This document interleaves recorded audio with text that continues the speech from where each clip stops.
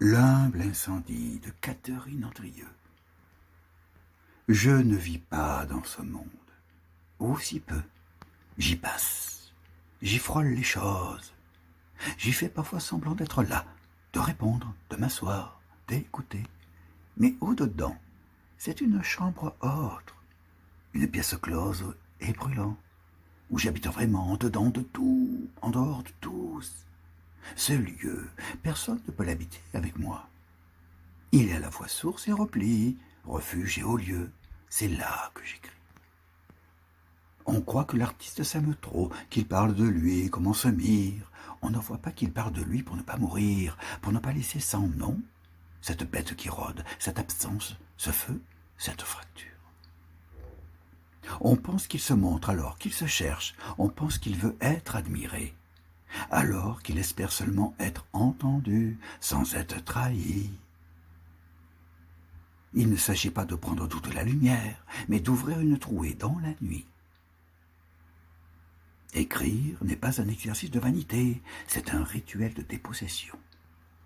C'est se dépouiller du vacarme, des masques, des sourires, des convenances, pour entrer nu dans le feu. Ce feu, c'est le vrai, le lieu où je brûle et m'apaise, où je ne suis plus que respiration, frêle esquisse entre la douleur et la lumière. L'acte d'écrire, comme celui de prier, suppose qu'on s'incline devant ce qui nous dépasse.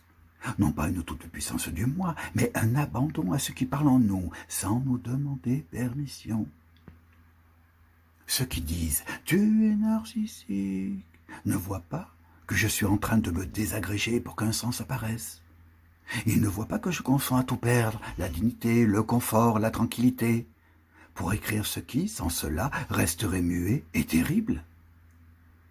Il faut une force d'humilité immense pour ne pas fuir, pour ne pas refermer les portes, pour continuer à dire, car tout créateur est en partie le gardien de son gouffre, mais aussi de la parole qui peut en sortir. Je ne suis pas le centre de mes textes, je suis le lieu où ils arrivent, un passage, une faille, un pont, une chambre obscure où descend une voix qui n'est pas la mienne, mais qui demande mon corps, ma main, ma mémoire pour exister. On croit que l'artiste s'exhibe, mais il se livre, et se livrer, ce n'est pas se glorifier, c'est s'exposer à la perte, à l'écart, à la brûlure. Je vis là, entre l'effacement et l'éclair, entre la matière brute et la prière, entre l'appel du silence et le chant qui le traverse. Cela n'a rien d'un miroir, c'est un vitrail. Ce que j'écris ne me reflète pas, cela me dépasse, me traverse, me consume parfois. Mais ce n'est pas moi. C'est une vérité fragmentaire venue d'un lieu plus ancien que moi-même, comme si un archétype ou une mémoire de l'humanité me dictait ses sillons. Je ne cherche pas à briller, je cherche à ne pas trahir. Ce que j'écris, je l'écris pour que d'autres s'y retrouvent, peut-être. Pour qu'ils sachent qu'ils ne sont pas seuls dans leur gouffre, leur désir, leur absence. Pour qu'ils sentent qu'une autre voix existe, non pas une voix qui s'impose, mais une voix qui se tient avec eux, dans la tempête, dans l'intervalle. L'artiste n'est pas celui qui montre la voie, mais celui qui accepte de s'y perdre avec une lampe tremblante à la main. Je tends mes mots comme des mains, je ne montre rien, je partage un seuil. Ce n'est pas de l'orgueil, c'est une forme d'amour, une générosité obscure qui n'attend pas de retour, une tentative de se joindre, de se rejoindre, là où nos vulnérabilités communes se frôlent sans bruit. Ceux qui créent savent, on est à genoux devant ce qui naît.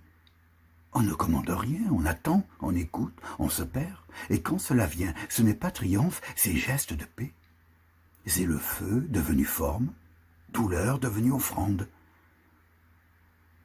On ne se célèbre pas, on rend grâce. L'écriture n'est pas un accomplissement, c'est une épiphanie toujours fragile, toujours menacée par le silence qui revient. Alors, qu'on me croie narcissique, si c'est le prix, mais qu'on sache que je suis la servante d'un feu plus grand que moi. que je suis celle qui se penche, non pour se mirer, mais pour entendre le souffle entre les pierres. La vérité qui vibre au ras du sol, là où les voix muettes du vivant demandent encore à être entendues. Je vis là, à cet endroit d'humilité fiévreuse, où l'on n'écrit jamais pour soi, mais par soi, pour que quelque chose passe, quelque chose de plus vaste, de plus vivant, de plus nu. Non pas un jeu souverain, mais un jeu pour eux, traversé par les ombres, les figures, les souffles, les morts. Un jeu en exil de lui-même, mais ancré dans le désir ardent de toucher, de soigner, de rendre le monde un peu plus habitable par la beauté.